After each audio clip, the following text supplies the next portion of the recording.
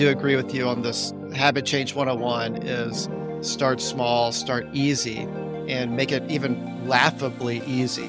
Right? I'm going to increase by eating one 100%. more lettuce leaf per day. And then you can start making it more and more challenging, more and more realistic going forward. But you mentioned 1% better. That's a James Clear kind of idea. Just 1% better each day. And then eventually you're 36 times better or something like that by the end of the year. So it's just small incremental adjustments. So focus on things that's the easiest, whatever we talk about today, the easiest first step. Maybe it's diet, maybe it's nutrition, whatever the thing is, not nutrition, maybe it's exercise, sorry.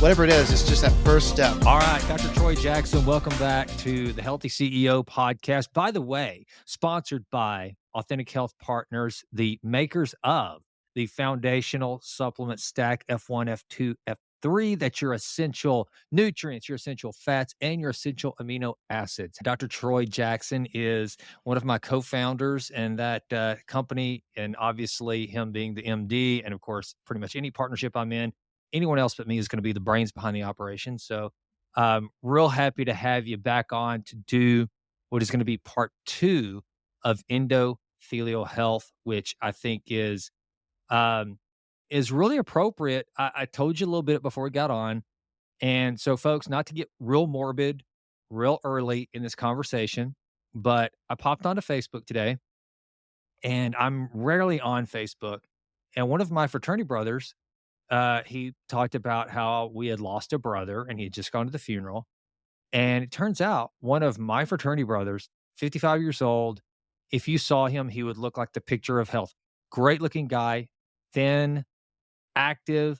And this past weekend, or maybe a week ago, I'm not sure when it happened. I'm literally just learning about this.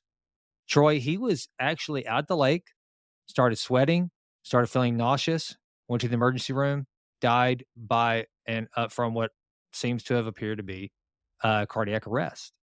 And so I thought, wow, this is so appropriate with what we're talking about with today with cardiovascular health and how, it's not all about the obvious signs, the people that maintain a steady diet of sugar and butter and look unhealthy and then or old and have a heart attack, but sometimes, cardiac arrest, it's a silent killer, and it sneaks up on people like this, I think, to the basically because of what we're talking about today, which is the endothelial health, which you don't see, the infrastructure of the cardiovascular system. We don't see it all the time. It doesn't have the outward appearance of bad health. So, man, I think that today is, the timing of this is kind of surreal. It is. And first off, I'm really sorry to hear about your friend. And I know he sounds like a great person and tried to do as much as he could for his health. Um, Yep. and that is part of the difficulty with cardiovascular disease. It's the number one reason for death in America. And we had talked about this in the first podcast, but that the older adage is that 50% of people with a heart attack, their first sign is death or the first symptom is death. And it's different now. It's probably 30 to 40%, but it still is a pretty high number. And and I agree, we don't this is not, trying to be morbid or make people nervous, but just understanding that it's not the outward appearance that matters here, that there can be outward appearance of health, but an internal, dysfunction that needs to be addressed and accounted for. I don't know anything about his health from, like, blood work or anything like that, but that's something that's always good to look on the inside and not just worry about that outside appearance and thinking that everything's gonna be okay. Yeah, for sure. And let's just get right into it. So, today we're going to talk about some of those proactive steps that anyone listening can take from a nutritional standpoint, from a supplementation standpoint, which I think is synonymous. I mean, when you're talking about supplementation and molecules, you're talking about nutrition essentially, on how they can enhance their endothelial health. And so if you'd like, kind of recap quickly where we were, just for those folks. And if you haven't listened, folks, to part 1, please do that. Go back and listen to part 1. Troy went into great detail. I think and it's critical that you listen to that first part and then come into this one, and then you'll have a total picture and you'll have the tools and the knowledge you need to start implementing some of these tactics into your own life to really take control of your cardiovascular health. So, Troy, if you want to recap a little bit about what's in that first part and then just kind of lead that right into what we're going to be talking about today. So part 1 was all of the boring stuff when we talk about health. It's the aspects of disease that we just wanna get to the answers. We don't really wanna know anything else before that. But I do find it very helpful to set the stage to let people know what we're going to be talking about before we actually get into the meat, the what can we do about it, because it just makes a lot more sense. Once you understand how the heart and the blood vessels work, how they get damaged, and then how do you measure that, it makes it a lot easier when we talk about the interventions because those interventions are going to be determined based off of what's actually going on. You don't want to do work on your inflammation when blood sugar is your problem, or you don't want to work on um, some other aspect of your cardiovascular health when that's not the actual problem in the first place. And so it's good to know what was going on. So that's what we talked about is what is the cardiovascular system and the anatomy of that and how does it get damaged?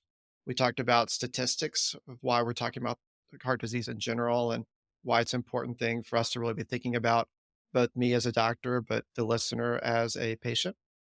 And we did go a little bit into the lifestyle factors on that last episode, but I do want to start podcast or episode number 2 today on those lifestyle factors again, because that's pretty much what we're going to be talking about today is treatment.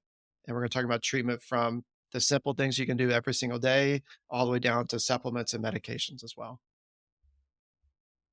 One of the things before you get started, I just heard Peter Attia say something that I think is very profound and very good for everybody on this podcast to hear is that I don't want anyone to listen to any of our podcast episodes and get wrapped around the axle of thinking about longevity and thinking that you've got to have this master plan of how to do every single thing that we talk about all at once, lest you die or live a shorter life than you should. One of the things he said was that if you will just start focusing on performance, you're increasing your VO2 max, increasing strength, increasing your diet, or bettering your diet, cleaning up your diet. If you'll start doing these individual things to like improve those types of numbers, then naturally the byproduct of that will be longevity. So it's not always about trying to massively put together this whole puzzle, but to just start to do these little things individually and get better at those. And then the byproduct of that will be a longer and healthier life. And I only say that because, Troy, as we go through today's conversation, I think if people just hear some of these things and they go, if they can tackle like their diet, their nutrition, making sure they start adding some things into their diet that will lend themselves to a healthier cardiovascular being, then that's going to then have further, it's going to start a cascade of other benefits. So I thought that was really, something it made me think because, I get caught up sometimes thinking I got to do this and this and I got to do all these things because I'm focused on longevity and I want to make sure that I'm 95 and I'm still able to do all these things. When really all I need to work on is the day to day, just that 1% improvement every day of my strength, my cardiovascular health, all these different things. And so with that is kind of the jumping off point. Where should we start? And before we start, I do agree with you on this habit change 101 is start small, start easy, and make it even laughably easy, right? I'm really increased by eating one 100%. more lettuce leaf per day. And then you can start making it more and more challenging, more and more realistic going forward. But you mentioned 1% better. That's a James Clear kind of idea. This 1% better each day and then eventually you're 36 times better or something like that by the end of the year. So it's just small incremental adjustments. So focus on things that's the easiest, whatever we talk about today, the easiest first step. Maybe it's diet, maybe it's nutrition, whatever the thing is, not nutrition, maybe it's exercise, sorry. Whatever it is, it's just that first step, the thing that you're most interested in, the most willing to do, and then start there. And then you can always add to as we move along. So I think diet Absolutely. is probably the easiest place to start because it's the question I always get the most of is what do I eat to protect my heart? And the way I like to think about diet is first from a zoomed out perspective. When we talk about diet, what we're talking about is how we're eating, our dietary pattern. I don't really enjoy reductionist thinking of nutrition, meaning talking about are we getting we have to eat 3 blueberries to get our this nutrient, and we have to eat this many salads per week to get this nutrient. And we're thinking of how do we eat on a day-to-day basis that's going to influence how our health is in the future. And there are a few dietary patterns that have been looked at for cardiovascular protection. The Mediterranean diet, there's a Nordic diet, there's a traditional Asian diet, and a DASH diet, which is mostly geared towards high blood pressure, but high blood pressure damages the endothelium. So those 4, there's probably others, but those dietary patterns are more likely to give you all the nutrients that you need in terms of improving cardiovascular health. When you step back and you will look at all these dietary patterns, what do they have in common? They're very plant focused. They're not necessarily saying avoid meat, or they're not diets devoid of meat. They're just saying let's emphasize fruits and vegetables, whole grains, as minimally processed as possible from the soil to your plate as much as possible. They're very heavy on beans and legumes. They tend to be. Uh, Meat is more of a condiment or a side item instead of the main massive thing and part of your plate. Water is a big aspect of them. Alcohol is a little bit low on all of these. So that's the zoomed out view when we're thinking about dietary patterns. Clearly, the standard American diet, the SAD diet, is not the dietary pattern that is going to give us heart health, longevity, feeling good day to day, because it's devoid of all of those things I just said. And it's high in the things that we're trying to avoid in the first place. So, dietary patterns, that's the first place to think about. And then we can get into the little bit of the nuances and the details from there. So the first part I think is easy to start off with is just plants and fruits and why they're beneficial when it comes to cardiovascular health. So the first thing is antioxidants and polyphenols. So these are nutrients found within plants and fruits, and there's thousands of them. And there's probably way more, and we haven't discovered them all. And they all are these little chemicals that do something special inside the body, and they're pretty much unanimously healthy and good for us. And you're trying to get as many different of these antioxidants and polyphenols in our diet as much as possible. The easiest way to do that is by color. So if you're looking at your vegetables and your fruits, you're just trying to get a variety of colors throughout the week. So some people talk about eating the rainbow. Just try to make it as diverse as possible, not just sitting on green vegetables, not just sitting on red fruits. You're just trying to get everything there. And that also allows you to have increased diversity. So some fruits and vegetables are higher in antioxidants and polyphenols than others.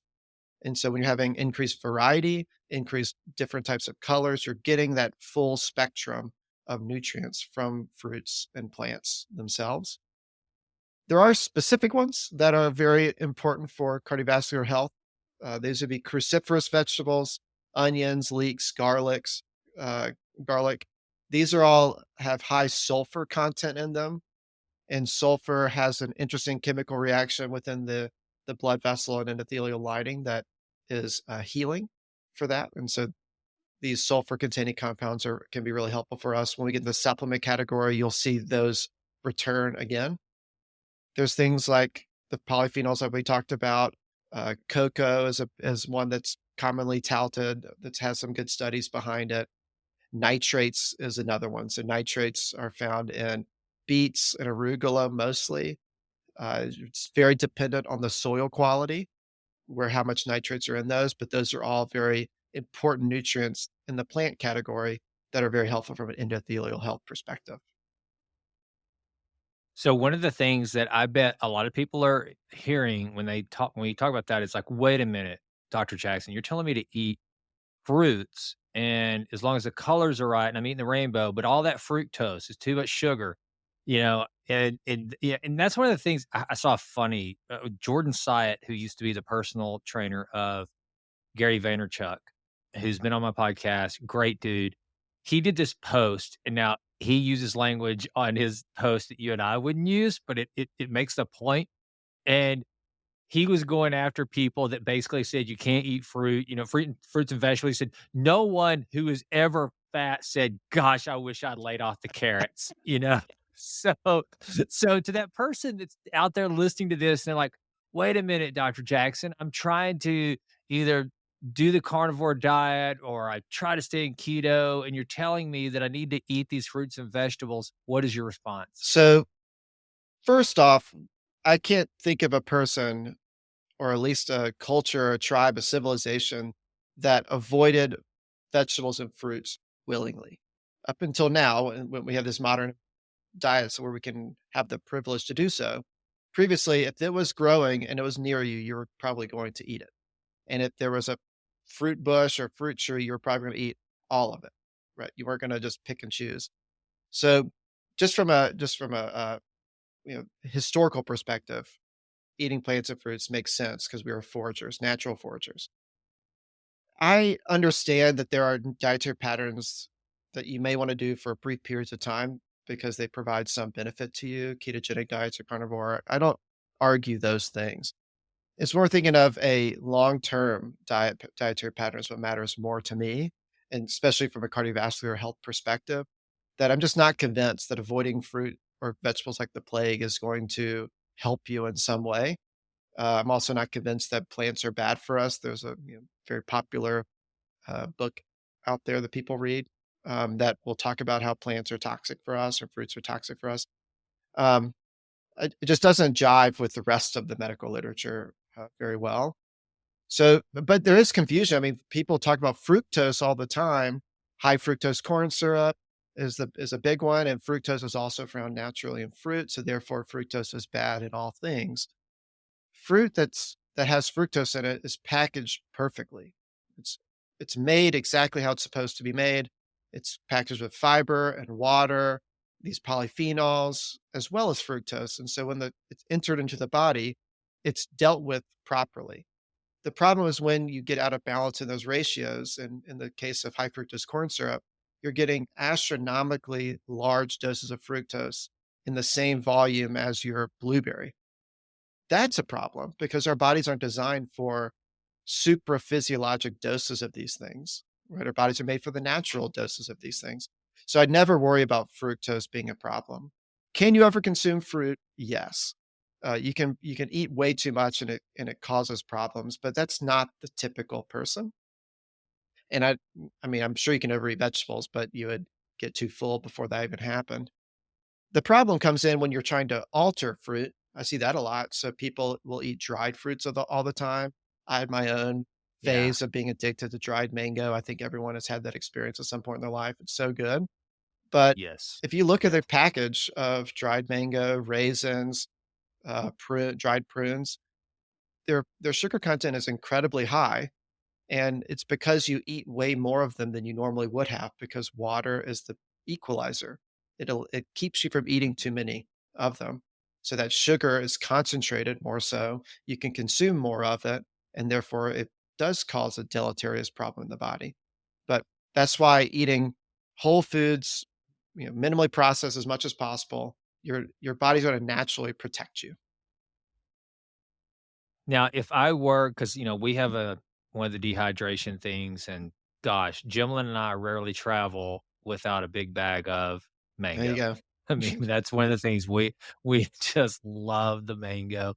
And so, would you though advise somebody as long as they can keep it in check and moderate their eating, and there's someone that is never going to eat an apple, is never going to eat a salad, is this a good alternative to try to make up and get some of that polyphenol benefit that they're not getting because they don't eat fresh fruits and vegetables, or should they avoid those high concentrates of fructose that come in the dried fruits altogether? You have to be careful. So you have to look at the nutrition Okay. size and stick to it. And it's usually not a satisfying amount if you look at the serving Okay. size for a dried mango or for raisins or something like that. So if that is a trouble for you, then I would just avoid them or use them as a dessert because you could use it that way and it's a better choice than anything else. You could always look at Yeah. the greens powders or reds powders. I don't love them as a substitute for fruits and vegetables, but maybe it's helpful, it's better than nothing type idea. You would need to also add fiber because you are missing that in a greens or reds powder, but, if you're having to pick and choose battles, and you're not gonna pick the fruit and vegetable battle, then maybe try a greens or reds powder and see if that gets you partly there. Speaking of battles, I'd be remiss if I didn't bring up the conversation that we've had before about where I get all of my blueberries, and that's where I try to get my natural antioxidants is from my smoothie.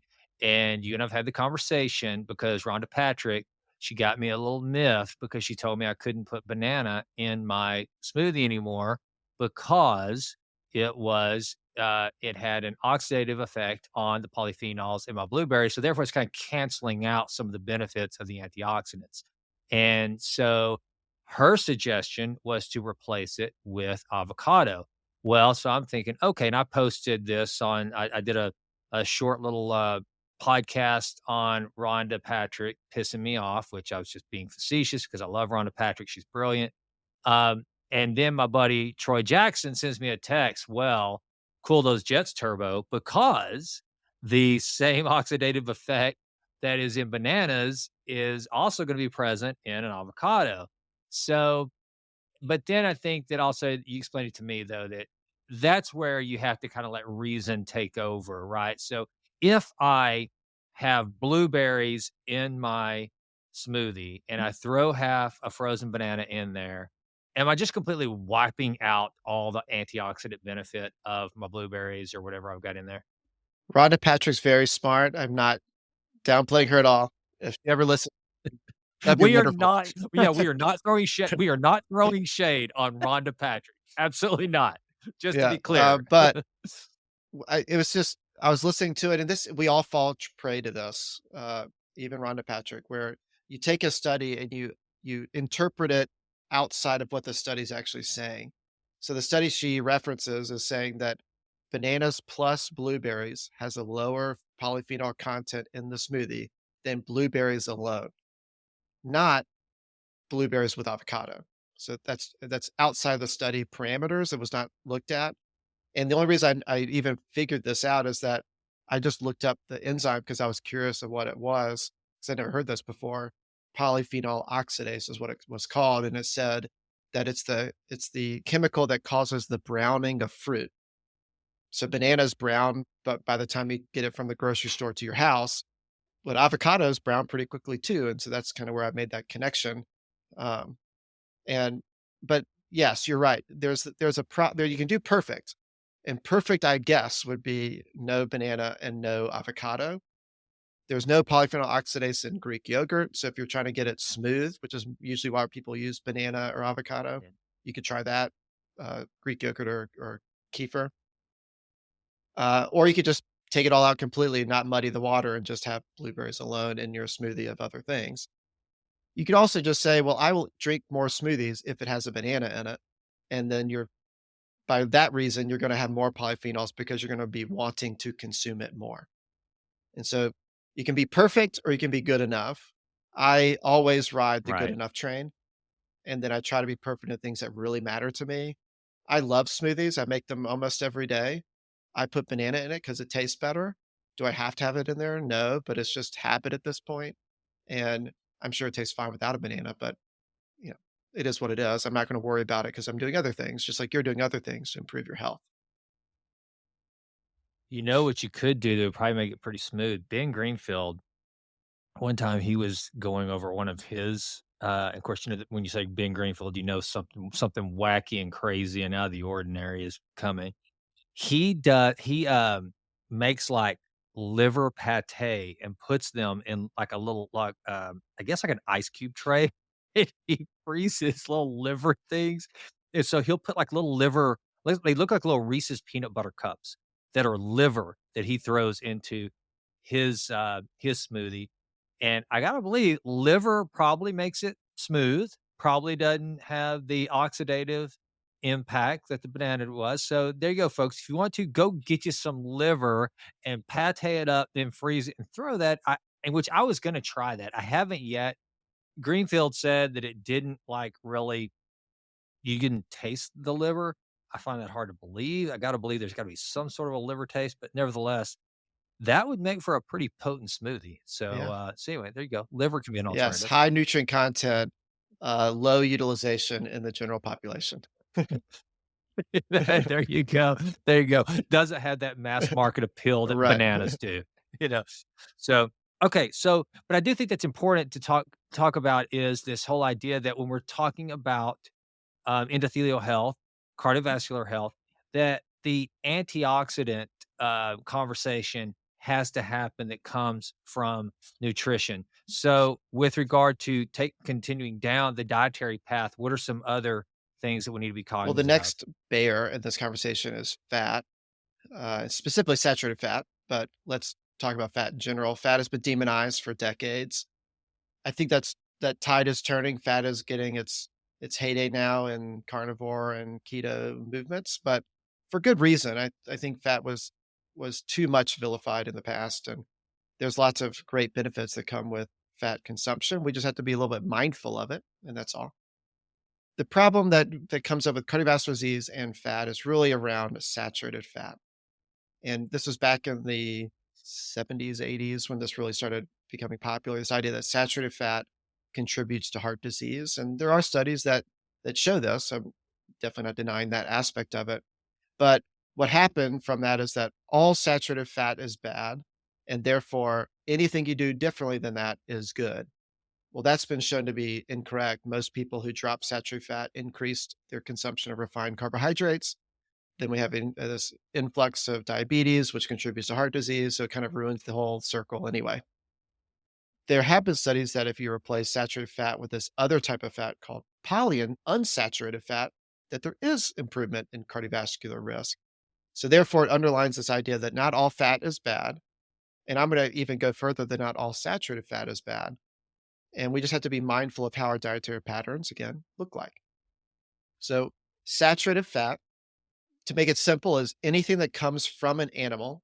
So animal products have saturated fat in them, dairy, cheese, butter, cream, and then your tropical fruits. So that's palm oil, coconut oils, how we're going to consume them mostly. And when they've done studies on these individual saturated fat foods, first off, saturated fat is a blanket term. There's actually multiple types of saturated fat, and different types of these products have different amounts of these different saturated fats. That's very confusing, but there's lots of different forms of saturated fat. What they found is that the saturated fat that's in yogurt, cheese, and milk contributes almost zero risk to cardiovascular disease. It doesn't lessen risk, but doesn't contribute to risk.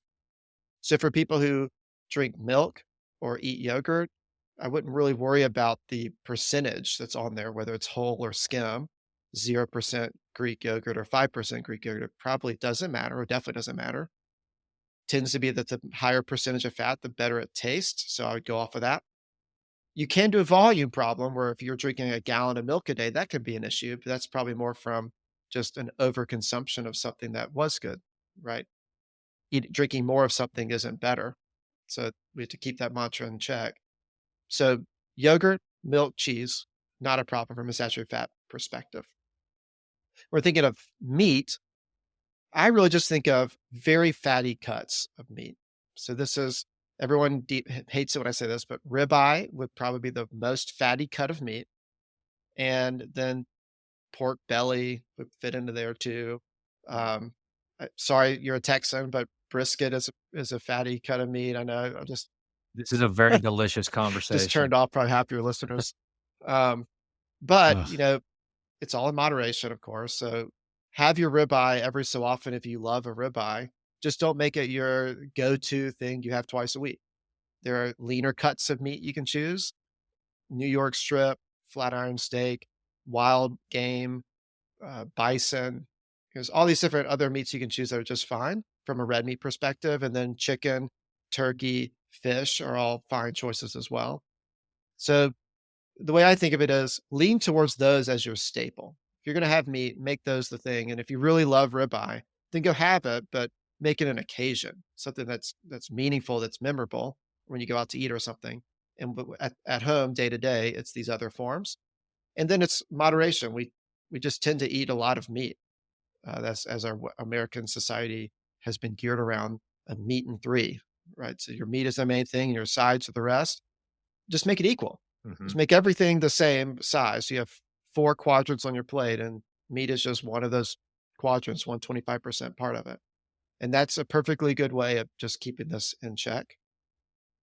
There's unclear problems with saturated fat in coconut oil and palm oil. There's some studies that say it's harmful, some studies that say it's not harmful. It's not a commonly used oil, so and the way I think of it is it's easier to cook with olive oil, avocado oil because you know it's healthier for you. So might as well just do that and just take out the question altogether. So what are we left with? The only saturated fats that seem to be really problematic is butter and heavy cream. And it makes sense because they're very concentrated forms, high calorie, just a small amount, and we tend to overuse them. I'm from the South, I'm from Mississippi. Nothing, no recipe is without a stick of butter. Everything has a stick of butter in it. And so you just make it less than that. If it calls for a tablespoon, make it half a tablespoon. Maybe try without butter. And then everything has butter and cream in it, seems like too, that's casserole based. So just trying different things out to lessen your saturated fat intake, and therefore you'll have better cardiovascular uh, improvements from that. I tell you one of the things that, I just almost will not give up, but I manage everything else around it is my heavy whipping cream in my coffee in the morning. That is something I absolutely, um, and I'll give it up every once in a while, and I'll just, especially whenever I am, doing intermittent fasting, and then it's only, either four sigmatic mushroom, uh, coffee or just black coffee. But I do love my heavy whipping cream. I'll also say that one of the things that I had to change, Troy, is I had to condition myself, and this goes back to what you were saying with behavioral and patterns versus, just abrogating things completely from our diet. Is when it came to eating a ribeye or something like that, not only do I eat less of them, but slicing it up and not feeling like I had to eat Hmm. the whole thing in one setting made a huge difference. And a lot of that's because I've gotten older. And so I just don't eat like I did whenever I was younger. But a steak, whenever and if you go to a really nice restaurant and you ask them to slice it up, and you share a steak, it's gonna be plenty of food, and so that's what changed a lot for me, and it goes back to, again, to just kinda, um, agree with what you're saying is, like, that was a pattern change for me, is, like, I don't have to, and my dad was actually talking about it this past weekend where I was home, and every Sunday night when I was growing up, we had what we called the Sunday ritual where we go get porterhouse steaks that were like huge monster steaks. And each of us would have our own porterhouse steak with an onion that had been hollowed out and filled with butter and wrapped in foil and put on the grill. It was delicious. But, I had to realize I don't have to eat that Hmm. entire porterhouse, and it's kind of changed. And then even and I started measuring my heavy whipping cream because it's 50 calories per tablespoon. That's a lot. And I think, gosh, I can't remember the grams of fat, but I don't worry so much about the fat, but just the caloric intake that early. Of course, that's, that and amino acids are my breakfast. So therefore, it's not like I'm doing that plus eggs and bacon and toast and all that. That's literally my breakfast is 1 cup of coffee and a dose of amino acids. But yeah, the pattern changes really. And I think that to your point, to me, it's easier to focus on pattern than it is to just start saying, "Don't eat this, don't eat this, don't eat this," because immediately we're gonna crave the things that Hmm. we love. Yeah, and I have other people that put cream in their or whipping cream in their coffee, and to be honest, that's such a negligible amount. It's not the issue. If you're going to Starbucks and you're buying the venti coffee and they're spraying Ugh, the entire top with this mountain of whipping cream, that's a different story. And there's other things, and and it's it's got got sugar in it sugar in too, it, and it's right? all But yeah, a little yeah, bit in your coffee is not the issue. And then your point, Sunday ritual, having this massive steak with this onion and butter, that's a memory that you have. Obviously, it was very meaningful to you. I'm certainly not trying to take that away from anyone who has, like, a ritual like that where yeah, me and my dad always cook steaks on the grill. What great, do that. Maybe share it with someone else, or, that ritual may just be a couple times a year. Okay, who cares? You're eating so many meals a year that one time is not a make or break moment for you. And that's always important to yeah, remember because that does come up, that mental thought that this one thing derailed me, and maybe it derailed that hour or that half of the day, but you wake up the next morning, it's a new day, it's a different day, and that's behind you. You can't change it. You already ate the porterhouse and you meant to only eat half of it. All right, it's over. It's just moving on to the next day and not beating yourself over it because if you eat 3 meals a day, you have 21 opportunities to do really great for yourself. And one of them is not going to mess that up. Yeah, that's one of the things that, Tony Horton, back whenever I used to be a big P90X guy, that he kinda gave me a sense of relief. It's so weird. As an adult, it's almost like you hear certain people that you weren't asking for permission. You don't need permission, but it just makes you feel better. His deal is he's like, "I eat really, really clean and good 80% of the time. So 8 out of 10 meals are gonna be stellar, but those meals that are not stellar, it's gonna be a pizza. It might be something crazy." And I think just understanding that it's okay because you've got these people that say, "I do not have a cheat meal. I do not do that." And that's God bless them if that's what they're conditioned to do and they're happy. That's all well and good. One of the things I don't want to get through this whole conversation, especially you mentioned avocado oil, that I don't want to just kind of move on before we talk about probably one of the most medicinal oils that God has ever given us, which is extra virgin Mhm. olive oil. I mean, to the extent that I very often probably when I'm thinking about it, I always try to have at least 1 tablespoon of extra virgin olive oil a day. Just, I mean, literally, just plain. So, talk a little bit about what is so special about extra virgin olive oil and how not all olive oils are created equal. So olive oil and avocado oil are in a category called polyunsaturated fatty acids. So these are unsaturated fats as compared to saturated fats. Their whole food versions are fit in the category too, so olives and avocados. Olive oil is pressed, so it's very high polyphenol and antioxidant rich, and that's the main benefit that we're wanting to get out of it. And a lot of studies that are looking at dietary patterns show that high olive oil consumption in the setting of a normal amount of calories that we're consuming per day is beneficial. And there's studies that show that if you're swapping saturated fats for unsaturated fats like olive oil in terms of 1 to 1 calories, um, that you have reduced cardiovascular risk in the future. Americans eat or drink, whatever the word is, olive oil a whole lot less than our European friends. We just got back from Spain. We went to Italy 5 years prior to that. They consume it by the gallons. I remember my wife asked how long olive oil keeps because he had this big container and he said, "I don't know, a week," because I finish it. Um, Right. but so it's a very big part of their culture, and I think that's probably one reason why, like, the blue zones idea, there's that, European, Greek, and, Italian cultures are big in that area, with these blue zones, these people who live past 100 years old, partly because they do consume a lot of olive oil. So, quality is important, and I actually couldn't have answered this question before our Spain trip or as well as I can now. So, in European countries, Spain and Italy are the ones I can really speak to. There is a national protection on what you can call extra virgin olive oil, what's virgin olive oil, what's just regular olive oil. There are designated standards based on how the olive is treated, how it's picked, how long it takes for them to press. Is it the first press, second press, third press? All this stuff, way more than you need to know. But I say all that to say, if you look at a product and it says imported from Spain or imported from Italy, and it says extra virgin olive oil, you know it's good.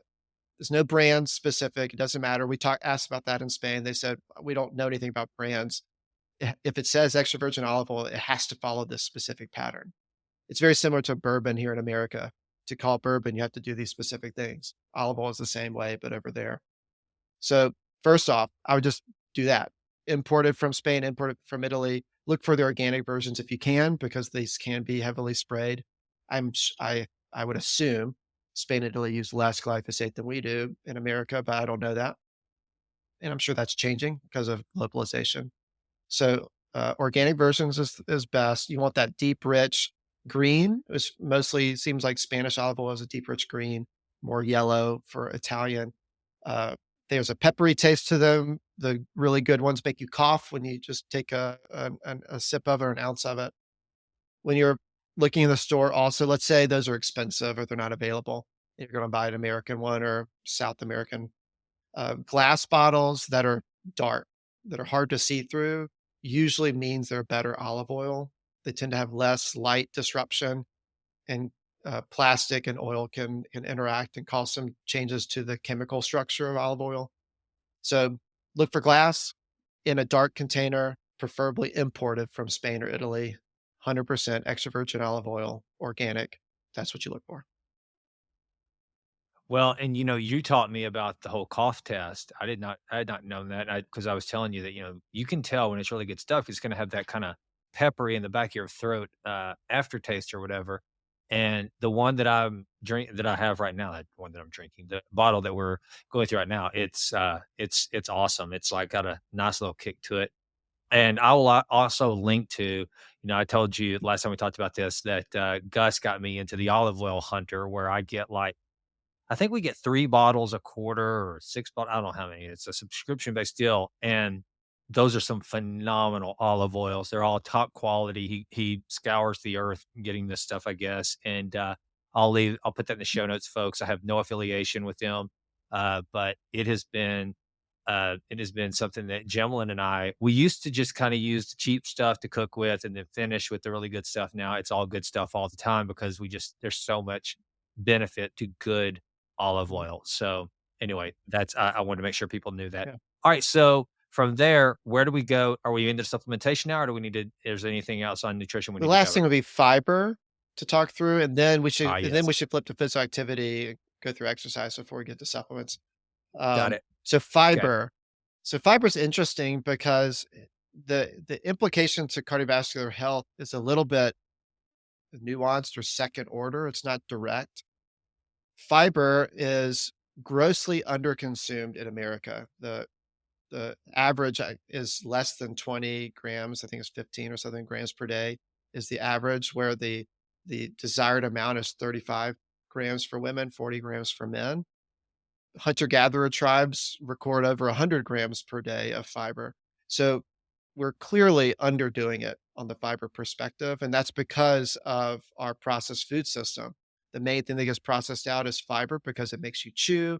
It makes it more, difficult to digest, taste differently, taste less salty or less sugary when there's a lot of fiber involved in it.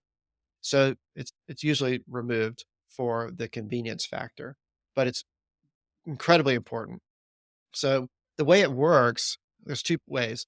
One is that fiber can reduce your ability to reabsorb cholesterol from your gut into your bloodstream. There's probably 20% or so of people have this it's usually a genetic change, polymorphism, where your gut cells reabsorb cholesterol more so than other people. The cholesterol that it's absorbing is from something called bile.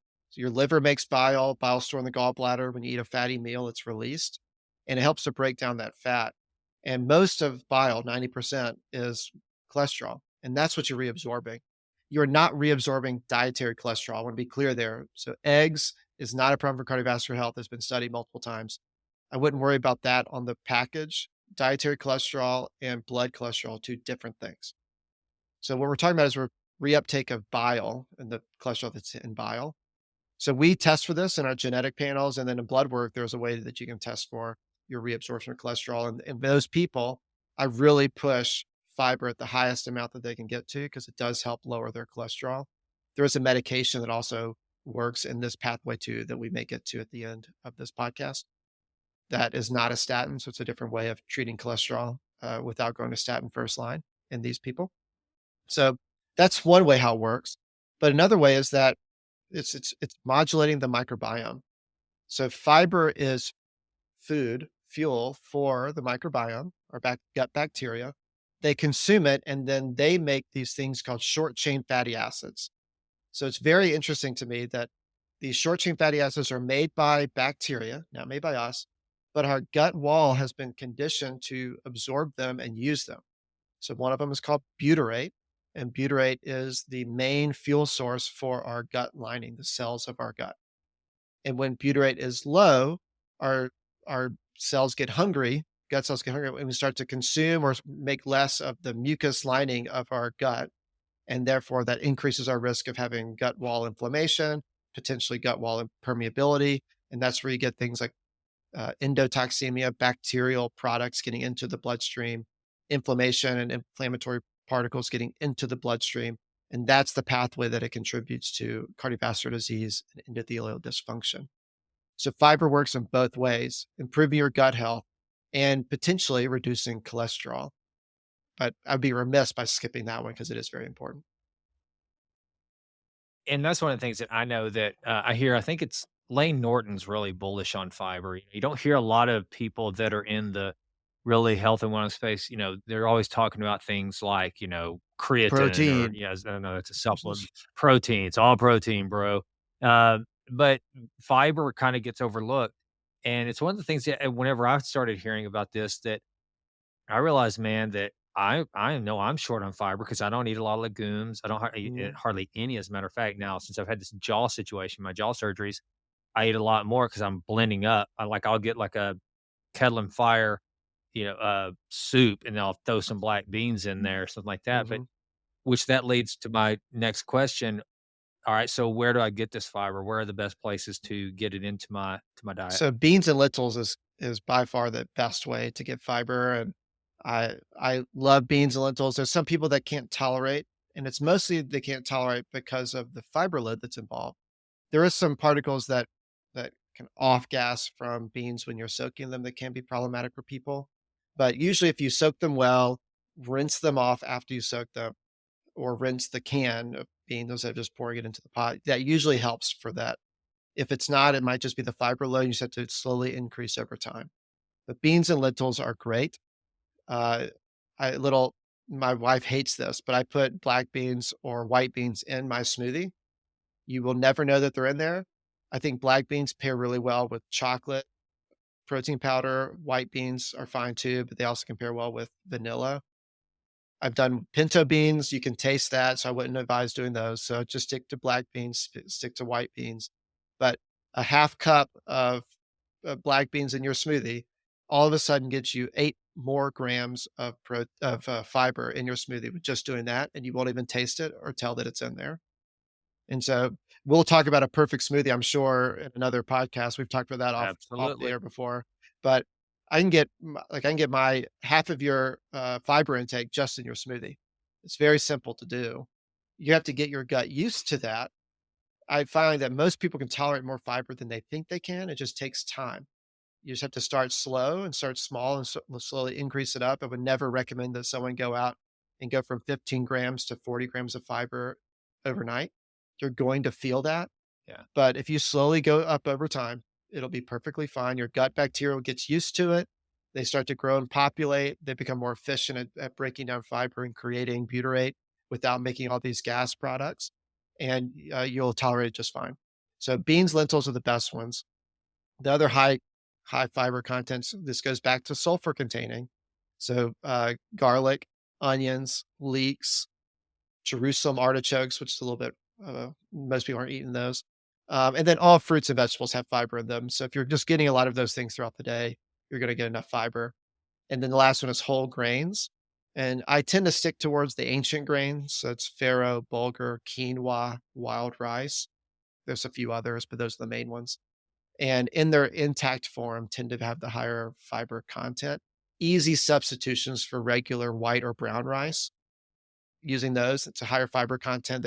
They're pretty much the same in terms of mouthfeel, maybe a little chewier. Um, and then if you're trying to be gluten free, which I'm trying to be right now for some specific reasons, quinoa is going to be the main grain source for that, and then wild rice, of course. Whenever you do your quinoa, do you soak it overnight or anything to kinda lower it on the, doesn't that have something to do with the glycemic index if you soak them, that it somehow it can take out some of that impact? I am not the person. My wife is a culinary Okay. expert. I'm not the person to answer that one. Yeah. I do it the fastest and easiest way Okay. possible. Okay. Alright, and then, on the I'm intrigued by the black beans. I didn't know that. Yeah, So, that was like a little, preview before our perfect smoothie that's episode. right. And what black beans do you use? Just do you make your own, or do you have some that you can get organically in a can? What are you Yeah, using? so I mean, Whole Foods has a 365 organic black beans. that are Yeah. really cheap, a dollar. Trader Joe's also has organic black beans, really cheap, under a dollar. Ingles, which is the big grocery store brand here in town, has organic black beans under a dollar. These all in a can, half a cup. I think you get 3 or 4 in a can. So it'll last you the whole week if you're eating you having a smoothie a few times per week. So it's very simple. Nice. I'm down. I never thought about that. And it is crazy, again, not to just keep harping on smoothies, but one of the craziest things that sounds crazy that I put in mine is bone broth, that and you don't taste it. I Mhm. mean, it's like you can mask it with so many tastes. So all right, I'm gonna do that. I'm gonna add some black beans to my smoothie. And I gotta think though, you would need to be careful because protein plus that extra fiber that could make for some interesting mornings in the old, digestive That's right. tract, Maybe try it out on the no, weekend first. gastrointestinal. Yeah, right, exactly. Okay. Alright, so from fiber, now where are we going? Are we ready for Yeah, active? let's go to exercise. Okay. So, exercise, without question, is the biggest lever you can pull, the easiest lever you can pull in the sense that just a little bit goes a long way. And there's never been a study that I can think of and I've ever seen that showed that exercise is bad. Every study shows exercise is good. It's the only time in science that probably ever where it's a very unanimous decision here. So, exercise is a very broad term. There's endurance based exercises that's like running, brisk walking, swimming, jogging, biking. There's strength based exercises, powerlifting, weightlifting, put rucking kind of in there too. All is good. The recommended amount of exercise per week is 150 of moderate to intense exercise. The way you understand that is getting your heart rate up above 100, you're sweating, that's probably moderate exercise for most people without getting into the details. Intense or vigorous exercise would be like high intensity interval training. Where we live in Asheville, going up a mountain hiking is gets you pretty close there. And then there's strength training, which is usually once or twice per week as just your baseline level of maintenance. Both are good from a cardiovascular perspective. Studies tend to lean towards endurance based cardio quote exercise as being more beneficial for our topic for today. But they're both helpful and they both have their own good merits outside of just your cardiovascular system. Do you have a preference over like, one of the things I've been talking a lot about on the podcast is zone 2 training and the long steady Mhm. state endurance training versus hit. Do you have a 2 questions. Do you have a recommendation on those 2 as it plays into cardiovascular health? And the second question is, can you overdo it by doing too much cardio in to the extent that it will damage your endothelial system? Like, can that be a problem if can it be overdone? From the first question, what types of activities would I recommend? From a what he said when he says zone two training, what he's talking about, if you don't know, is your heart rate, getting your heart rate to a very specific number based off of your age and your fitness level. From a perception of exercise perspective, it's getting your heart rate up to a point where you can have a conversation with someone next to you, but you would prefer not to. So you can talk to them in Exactly. full sentences, but you'd rather not talk to them at all. That's zone 2. If you can only speak in single word sentences, that's zone 3, 4, or 5. You don't wanna be in those for this conversation we're talking about.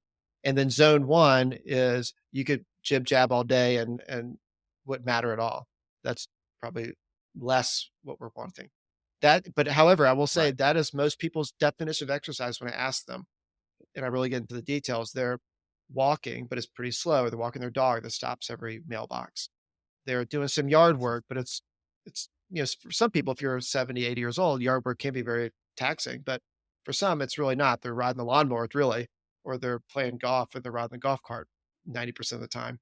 So you want to make sure it's doing something that's getting your heart rate up. You're feeling like it's challenging. That's a good metric to use. Is it difficult to you? Not difficult for Jason because he's a beast and can do way more than I can on a pull-up bar. But is it challenging to you? That's what you're looking for. And then if it becomes less challenging, then you move the goalpost. And that's kind of a good way to really um, assess how well exercise is going for you. But at the end of the day, putting in the effort, 150 minutes, which divided out is 30 minutes a day, that you'll get there. And that's going to be by far the best thing that you can do for your health. And I do find it's the easiest first step for many people because there's something they like to do. They like to go on a walk. It's pretty outside. They have a stationary bike at home. They have that gym membership they never go to. Right? They have these things where the entry point is easy. It's just getting them there by giving them a direction. Just go get on the bike for 5 minutes and then get off of it. Go walk to your mailbox and back intentionally without getting the mail because it's not there because you've already checked it. But do something that is at least getting that habit going. And then you can slowly work your way from zone 1 to zone 2, longer distances, longer amount of minutes you're doing it to get to that 150 eventually. Well, we didn't talk about this at the outset, but what my goal is as a doctor, I'm a family medicine doctor. I take care of people from when they're born to when they die. Hopefully, that's like at 100 years old. So their entire lifespan. I want people to be healthy for that entire amount of time. It does not get me super excited for someone to get really healthy in 3 months and then crash and burn. That's not what I look for, and that's what I try to preach to my clients who I do intensive work for a year. Where I'm not trying to solve your problem between this visit and your next one. I'm trying to figure out, can we get you on a pathway that over that year that you are measurably better, may not be perfect, but that we've gotten you on a pathway that if I was to see you 10 years down the road and we checked your blood work then, that it would be better. And you were saying, I feel great. So it's that idea of doing something that's attainable for a long period of time. Now, one of the things that I wanted to mention, Troy, that it is not a non-randomized study. It has not been peer reviewed. It has not been reviewed by anyone with any credentialing whatsoever. But there is a study that doesn't exist on paper or in reality, but in my head, that if you listen to the Healthy CEO podcast while you're doing one of these long state exercises, that you will feel better, be healthier, be happier, be a better lover, and you might increase your vertical jump by 13 centimeters. So, that's one of the things as we walk down this path of health, I want to give everybody the tools and tactics that can really, you know, move the needle. So that's just a little something that I think that was worth mentioning. Unfortunately, we started a podcast right before the Olympics. So there's so many people out there that just didn't make the Olympics this year because they weren't listening to Yep. our podcast. You have Yep. 4 years of Yep. tuning in weekly to get you to the podium Yeah.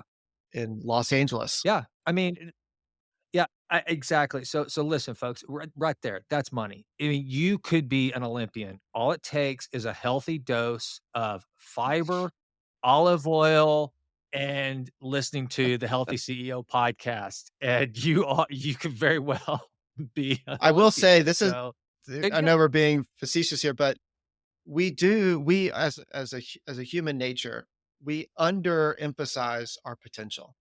That we always 100%. are thinking, well, I can't do that, or that's not going to be likely for me. That's not my cards. I'm too old. My my past is going to always be present. All these things, but so often I see people that if I can convince them that they have more potential than they think they do, that they'll have another step or leap forward in their health. And I think some of it is just that we don't trust our bodies. We've kind of got disconnected from our bodies thanks to our modern environment, that we just don't know what it's capable of doing. We're not tested very often to see or where's my line. We don't fail enough because we're not trying enough either. So it's very important to remember that you can do way more. Your body's way more capable than you give it credit for, way more than I give it credit for. That it's just tapping into that potential is what we try to do here with our podcast, with what we do in our clinic. We're hoping for our listeners to instill in their brains so they can take out and tell their friends and family too. Yeah, and I think you mentioned it earlier when you talk about the James Clear 1% improvement. This is literally like an investment account. It's like saving for your retirement, and just because it's like if I were to tell you, if I were a financial advisor and you were to come to me and you're my age, you're 50, you're almost 50 years old, not quite 50, but almost 50 years old, and you haven't saved anything for retirement, I wouldn't tell you, "Well, give it up, you're done." I would tell you, "You know what? Right now, what we're talking about, it's like, when's the best time to plant an oak tree? 20 years ago. When's the second best time? Mhm. Today." It's the same thing with this. And Troy, some of the real studies, not just the fake ones that exist in my head about the profound benefits of listening to the healthy CEO, but real studies have shown. I think there's one called the Strong Study. I think that's what it's actually titled, and it's where they took these older. I think they were older women. They're like ladies over 75 years old. I can't remember how big the group was, but they wanted to figure out how much they could increase their lean body mass and strength, muscular strength. And it was unbelievable the increases in strength that these elderly women had as a result of just starting to train. And there's been study after study. We're starting to look a lot more at, can you, after that it seems like the age of 75 is where everybody falls off the cliff. And so what they've been trying to researchers have been really trying to figure out is, well, is that because from 65 to 75, that's where activity really, really slows, and so that's what causes it?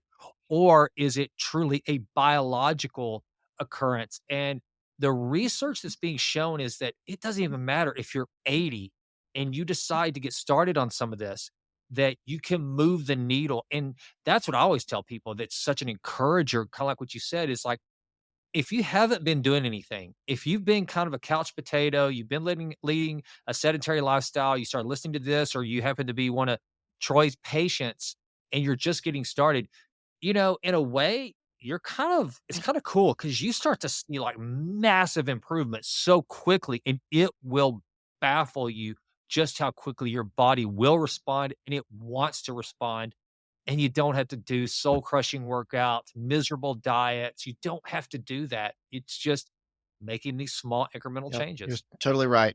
I've just remembered I didn't even answer your second question that you asked previously. Yeah. Can you Can you overdo overdo it? it? This Can you does overdo play it? into this. Yes. So exercise is a U-shaped curve. So you can do too little and you can do too much, and you're trying to find that sweet spot in the middle. And we know this because there are studies looking at extreme athletes. These are usually people doing ultra marathons. So they're running more than 100 miles, and they're doing them usually multiple times per year. And then I'm sure the Tour de France just finished. I'm sure there are people in the Tour de France who do these crazy feats with their on a bike, with their bodies on a bike that probably have this problem too, where the you tip the scales where there's more inflammatory burden than your body can deal with, and that causes damage to your endothelium. So these people who are ultramarathon runners have calcium scores that are positive, they're elevated, where that would not have been suspected before they got the scan. Just for the listener, a calcium score is a CT scan that shows calcium buildup in the arteries around your heart. And for a person who's very healthy in their 30s or 40s, these are your masters, ultramarathon runners, but they've been doing it for a while. You would not expect that. I would not expect to have a calcium score greater than 0 in someone who's 45 and a very, very healthy athlete. But you see that in these people that push their bodies to the limits, probably because there's this imbalance of rest, recovery, imbalance of this inflammation that's building up during exercise, which is beneficial, but their body doesn't have enough resources to overcome that or enough time to overcome that before they're off the next race. And so you get this damage. So you don't want to go too far in the wrong direction or the right direction and actually cause harm. So you're just trying to find that sweet spot. Yeah, and I can attest to that. And folks, this just goes to show you that, and this was like 5 years ago that I got on this kick where I was just going massively overboard on my cardiovascular fitness. It's when I first got my Peloton. I was riding it at least twice a day. Plus, I was doing like a lot of physical plyometric training, and my average weight now is around 195 to 197. Sometimes I'll push it a little over 200 pounds, depending on what I'm doing. I got down to 186. Now, for reference, the last time I weighed 186, I was probably a sophomore in high school, and it was not a good looking 186. Jimlin was crying. Mrs. Wright she was literally, it brought her to tears. There's this picture of me, Troy, from Easter 5 years ago, where I look like Matthew McConaughey from Dallas Buyers Club. My head looked all big. My hair was kind of puffy. My face was sunken in. I mean, when you're overdoing it, that's another thing too. Just like sometimes, like my friend that I talked about that passed away, he looked healthy on the outside, but inside it would obviously something was amiss.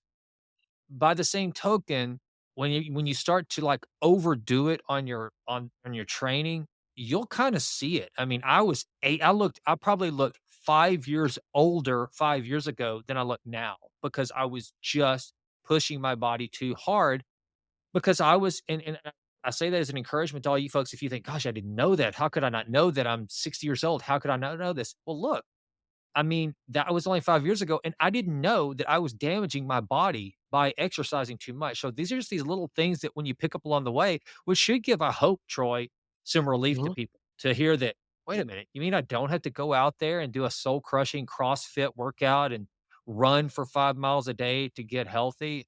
No. And in fact, that's probably a bad idea mentally and physically if you decide to go all out like that and just, your body's not made to do that. That's why I've got a buddy of mine right now that's doing like 3 marathons a year and a bunch of Ironman, and I'm not one, Troy, I don't, like, call people out and try to give them advice. I'll do this show, and anybody that listens and takes it, cool.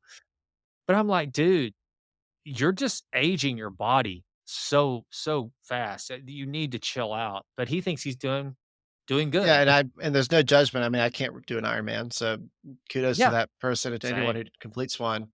But I don't know who said this, 100%. but you can pursue performance and you can pursue longevity, but you can't pursue both. Um, so Yeah, you have to pick one, yeah, and maybe when you're in your 20s and 30s, you're pursuing performance, you're pursuing, beating records. But after that, you need to shift to longevity and how am I going to keep this body working when I'm 80, 90 years old? yeah, yeah, absolutely. And that, again, start slow. It doesn't have to be something crazy. Go for those walks. One of my favorite things if people really start get going is a jump rope. I think a jump rope is one of the most magical little pieces of equipment ever created. I get it, but some people don't want to do it. But there's just little things. Find out what works Yep. for you. That's one of the mine that's like kind of random. I did it this morning as part of a little AMRAP workout I did, and just find what works for you. Don't do things you hate or you won't do it. And I don't know. And let us know That's how right. it goes. What else, Troy? What else do we need to cover on as we're wrapping up endothelial So health? let's flip to supplementation. We'll go through that, and then I Yep. want to touch on medications at the very end. So on the It's important. supplementation front, there's two products that we use in our office that's really focused on endothelial health and then endothelial or glycocalyx repair. The rest of supplementation that we'll talk about here is just going to target the thing that is contributing to your endothelial damage, dysfunction, or the thing you're just trying to protect or prevent in general. So the endothelial specific ones. Let me just start there. There's or there's a couple products that are looking at beetroot extracts. So these are concentrated forms of beets and dietary nitrates, which is coming from beets. That is there's a secondary pathway which you and Gus reviewed very detailed in a endothelial health podcast or a podcast on nitric oxide September of 2023, so almost a year ago. But in that podcast, he talks about there's two pathways of creating nitric oxide. One is at the level of the blood vessel itself, and the other is the secondary pathway through food. And it's through dietary nitrates. So you consume these, but it's just hard to consume enough of them. And so you can take a supplement that has the concentrated form and through a pathway I'm not going to go through, gets converted from nitrates into nitrites, and that gets converted into nitric oxide in your stomach. And so there's beet powders, there's beet juices. Those are great from a workout perspective. That maybe they're in the system for about an hour or so, then they wear out. From a health perspective, I prefer the encapsulated versions or the lozenges. There are a few companies out there that make those. We use a company here, product called Berkeley Life. Um, we have no financial connection with them, but we just like their product. They have some studies that back what they do. They last about 4 or 6 hours, if I remember correctly, in the body, and it's a good enough pulse of of this nitric oxide precursor to hopefully create nitric oxide, and so therefore you're getting some of that benefit. Nitric oxide relaxes blood vessels, so there's data that it can reduce blood pressure. There's data that improves um, erectile dysfunction for men, so that's a big pathway there. And then it also is an antioxidant, so if you have some potential inflammatory burden, it can be served as that. clearly we want to use it for blood vessel size rather than antioxidants. So there's other things we can use for inflammation specifically. Then there's another product for repair. So let's say you are just now hearing about this. You had a calcium score that was positive. You have high blood pressure. You have diabetes. You just had COVID or the flu.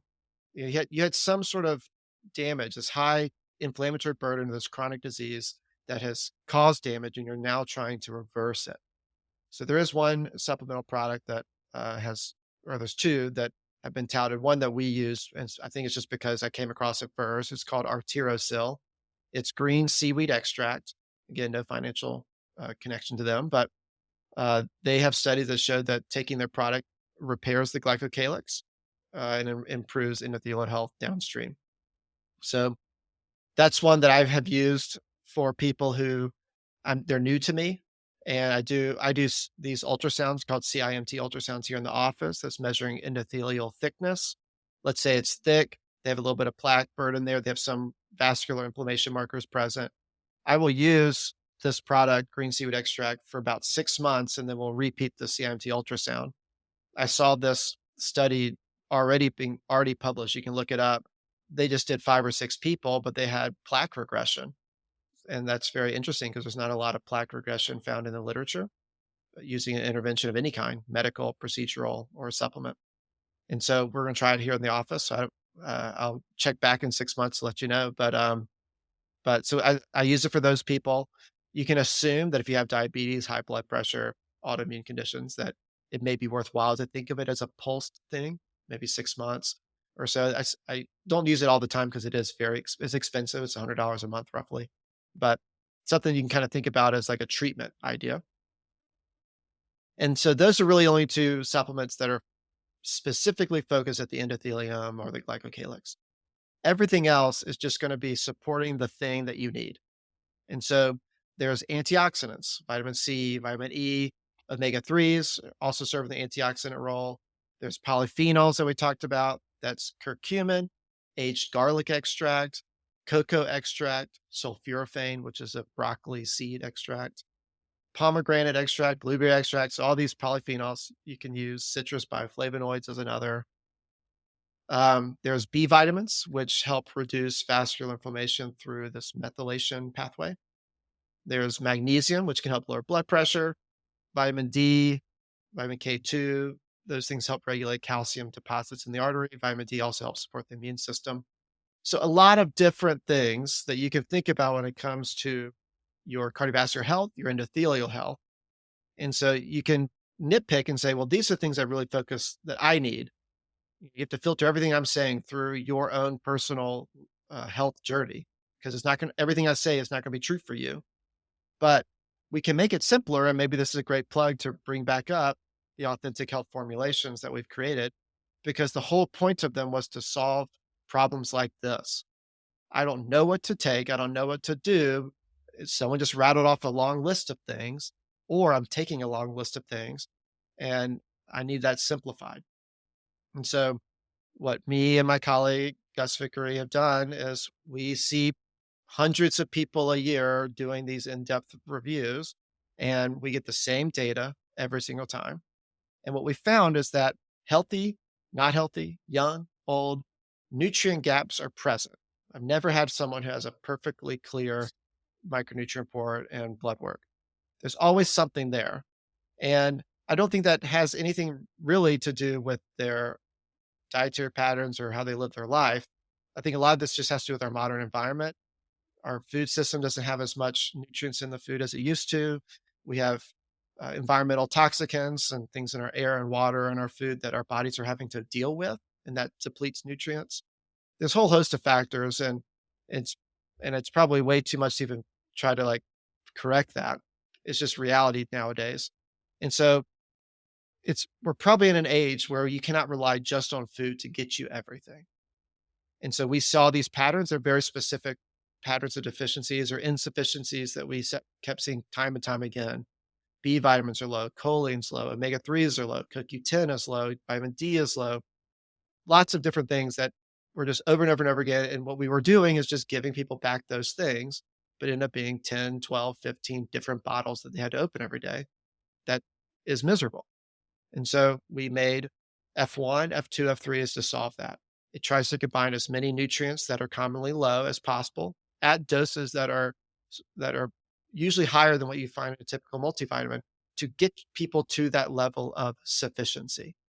And and so everything I just listed that's helpful from an endothelial health perspective is found in our F1 and F2.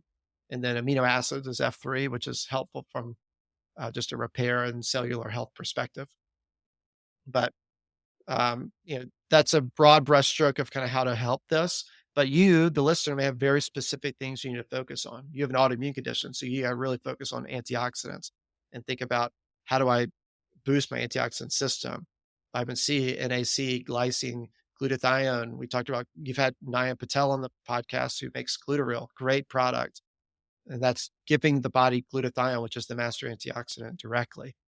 So there's all these different ways. You just have to figure out what's going to be the best way for you and then start that journey.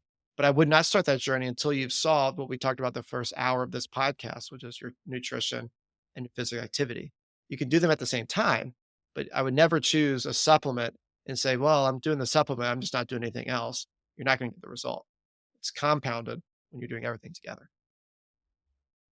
And I think it's important too to kind of, reiterate what you said there and why you guys created our products is that folks, it's not even if you're not doing like if you, let's say you're exercising, but you're not really focusing on diet or you're focusing on diet, but you're not doing exercise, you're in an environment that is kind of working against us.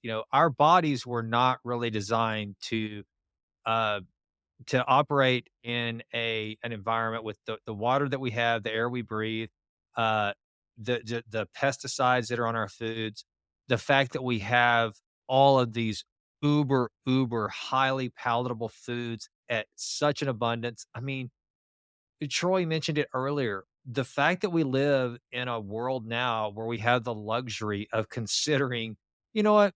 I'm not going to eat any vegetables. I'm only going to eat protein. I mean, that's insane. We used to live, I mean, we come from down a line of species that used to kill a wildebeest and feast on it because the carcass was going to rot. So you just eat as much as you could right then, knowing you're probably not going to eat again for a week. And so then you go eat nuts, berries, whatever you could find. And so the environment that we live in, it's already working against you. So so that's why it's so important that you really again, that's not I think Troy mentioned this earlier. It's not to like shock you into, oh my gosh, I've got to do something or scare anybody. That's not what we're about. It's just to clue you into the fact that there you take these steps because doing nothing is really not an option. If you care about high performance and living healthier longer, doing nothing is really not an option. It just isn't. And so because our environment for all the wonders of the 10-cent calorie and air conditioning, keeping your house at 72 degrees, year round, all these things, they're wonderful. The creature comforts we have are wonderful. It's as Gus, refers to it in his upcoming book. We all live in Comfortville and it feels really good. But if you get too comfortable in Comfortville, there's some silent killers that can sneak up if you don't take control. So I think it's important that people you just got to understand, folks, you're living in an environment that you really weren't designed for, that's kind of working against you, not in a nefarious way, but you just got to be alerted to it, and hopefully some of the things we're bringing you will help you kind of take action to be prepared for it, I Yeah. guess. Yeah. And supplementation is just a further way to bolster what you're already doing. You're eating a good diet. It may not be getting you everything that you need. So you take a few supplements to really push that. A lot of these things you can measure. So you can see, are you high or low in magnesium, high or low in B vitamins? You can take an assessment. Is my blood pressure higher than what's supposed to be 120 over 80? If yes, then maybe there's some nitric oxide insufficiencies there. Vitamin D. You can measure these things so you can see exactly what you need and not need. And the things you can't measure is just a back of the napkin. Do I have inflammation? Do I feel inflamed? Are there some markers that look like they could be elevated because of inflammation? Do I have autoimmune conditions? Do I have diabetes? Have I already had a heart attack? You know, then then you're like, yes, yes, yes, yes. All right, then we probably need to think about these antioxidants, polyphenols, these other nutrients that are gonna be helpful in terms of improving the how your body's functioning day to day. And, I just have to go ahead and let people know again, we're the worst salespeople in the world, with all of us that are involved in Authentic Health Partners, but I would like to tell you that if you are interested in these products, if you go to shopauthentic.health.com, you can just learn more about it. Shopauthentic.health.com. You can learn about the foundational stack, which is F1, F2, and F3, the essential nutrients, the essential fats, and the essential amino acids. Just check it out. You'll get an understanding. It'll reiterate what Troy said, and reach out to us if you have questions, if you wanna know how to get in touch with Troy and Gus. I mean, that's to me, I would love for every single person before they ever buy one of our products, Troy, is to go visit you guys or at least, make an appointment, do a virtual visit and get their blood work done and start looking at these gaps to be filled. So that they'll know where they are. Mhm. That to me is what's going to separate us. And no, folks, that is our heart. We don't want to just again, come on here and talk about the wonders of NAC and then have people rush out and go buy a bunch of NAC or something like that, or glutathione or anything like that. We want to give you the information if you hear something that you need. And if we can if we have that product available, we'll fine, that's great. But if not, we'll show you where to get it and why you should. It's all meant with just focusing on your health and helping you function better. Yeah. So I guess that's it. What else do we cover it? Well, I would just wanna touch on medications. I'm a medical doctor. Oh, yeah, I feel we like I need to talk about them. yes, yes, yes, yes, Um, so, yes. medical or medications have a bad rap, especially in what I do, where people are coming to see me because they're trying to avoid medications sometimes, it seems like. But you have to really just think about where are you currently and put the pride aside on do I need a medicine or not? Because you may be coming to the table very sick or like very close to having a heart attack or stroke. I can't predict that, but I can look at your blood work. I can listen to your story of your medical history, and it can get me nervous. And it would get many other doctors nervous. And we have to be just upfront about that. That sometimes the first step before we even talk about nutrition or physical activity is starting a medication because there's alarms going off, and we got to start getting this thing addressed quickly. And then as that's working, then we can work on these other aspects. And my hope would be that down the road, we can try off the medication. Maybe you don't need it anymore. But sometimes you have to start with the cart before the horse and then get the horse can catch back up later. So I am perfectly comfortable with prescribing medications. I do it all the time. I obviously, the tilt of our practice is to not do that, but my patient safety is number one. And if safety means a medication, then that's what I'm going to suggest. Um, so the main one that people get nervous and worried about are statin medicines. And yeah, I understand the arguments. I think they're a little overblown in the sense that statins have shown to be very helpful in terms of reducing cardiovascular events, heart attacks, strokes, and cardiac death over time. They're not gangbusters in the beginning. So like it takes 10, 15 years for them to really have that measurable benefit. And a lot of people are coming to the game late. So that's probably why they're not getting as much benefit.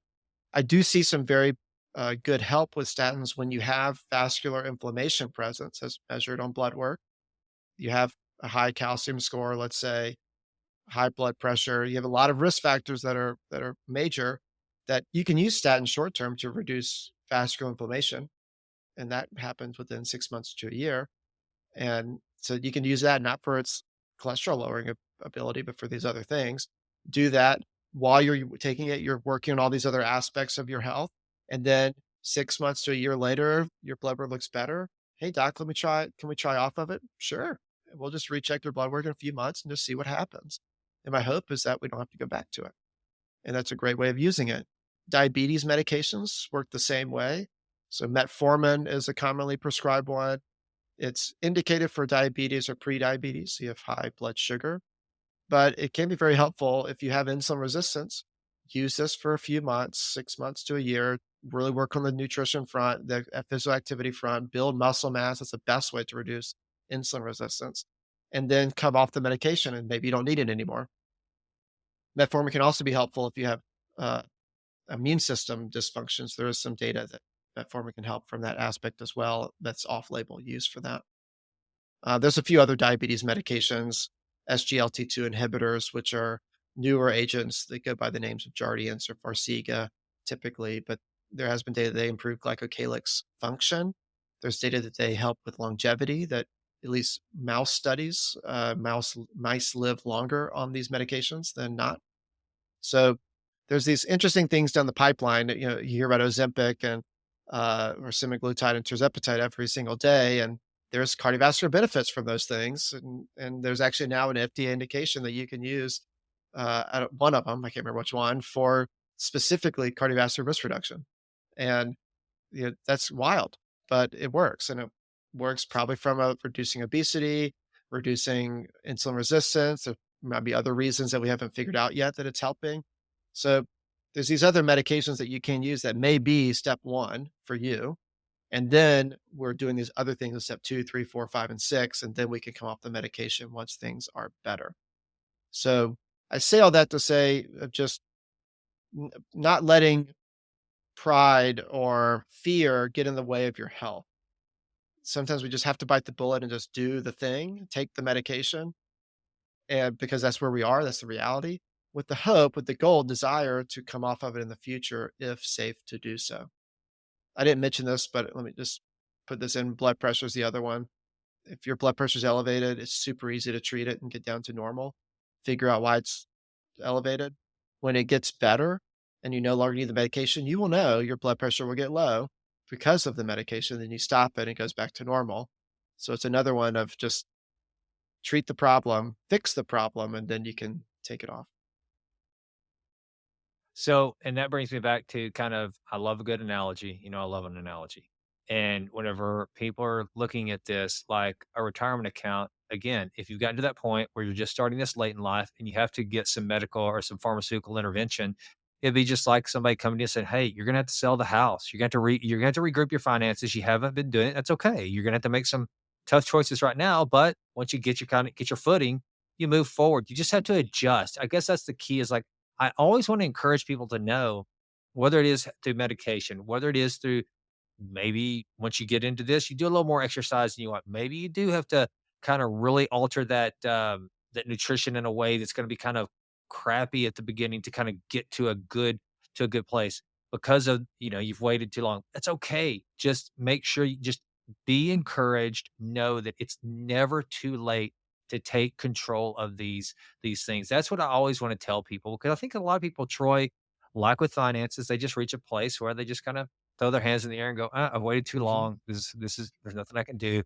But specifically when it comes to, and the cool thing is about what we're talking about, and you mentioned it, the power of exercise, that is the one thing we can do that has the most control. We can do some things neurologically for our cognitive health to try to intervene and move some things, but there is nothing that we can do like exercise to have a dramatic control over our health. And so again, that's to encourage people that you actually can put your hands on these levers and start to work them in a really profound way to impact your health. So don't ever think it's too late and that you're helpless. You have way more agency than you probably It's realize. true. And I'm glad you said that. And I want to close just with some thoughts of just to sum this part one and part two that cardiovascular disease is a very important problem in America. It affects everybody, young and old. There's cardiovascular disease as a part of their life. May not be them specifically, but it's a close friend, like for you, family member. And so we should all take it into the forefront of our health and for our forefront of our concern. And the easiest way to do this is just to find out, just to look. I would not go through life thinking you're healthy and never checking for that. We have a lot of medical advancements that are very good at telling you where are you on the scale of good health and bad health. And I encourage people just to go do that. Be curious about your health. Be curious about who you are. Don't be afraid of what the numbers are going to tell you because they're true. They're there, whether you see them or not. So, it, I mean, at least in my perspective, it's a lot better to know what you're up against than to question or guess or stick your head in the sand and not think about it because it's not going to work forever. Maybe it works for a little bit, but at some point it's going to rear its ugly head. And usually it's at a moment where it's very daunting or difficult to deal with at that point. It's the heart attack. It's the cancer diagnosis. It's the sudden death. It's these things that you weren't expecting and now they're here and you have to deal with them when the signs were there. The warning signs were coming 10 years, 20 years prior. And so wherever you are in your stage of life, if you haven't really looked into this, do it. Get some blood work. We talked about that in part one. Ask your doctor politely for certain things. And if they don't do it, it's probably because they just don't know much about it. Go find elsewhere. You can buy them direct to consumer nowadays. Get lab work, have it interpreted by someone who knows what they're doing. Get some imaging, calcium scores, CIMT ultrasounds, something that just gives you more information of how do my vessels actually look. Now you're armed with information. Find some people, listen to our podcasts that are trying to help people improve their health. Doesn't have to be us, can be anyone that you enjoy that's telling you good information and follow them. Make the dietary change, make the physical activity change, take a supplement here and there along the way to bolster and boost what you're doing. And then, do I need a medication? If yes, just go ahead and do it, solve the problem, and then figure out the root cause issue. And then one day come off the medication. So I encourage people just to take that step. Don't guess, just go ahead and just test everything that you can and get a good understanding of where you stand. And then you can make a good informed decision after that. Fantastic.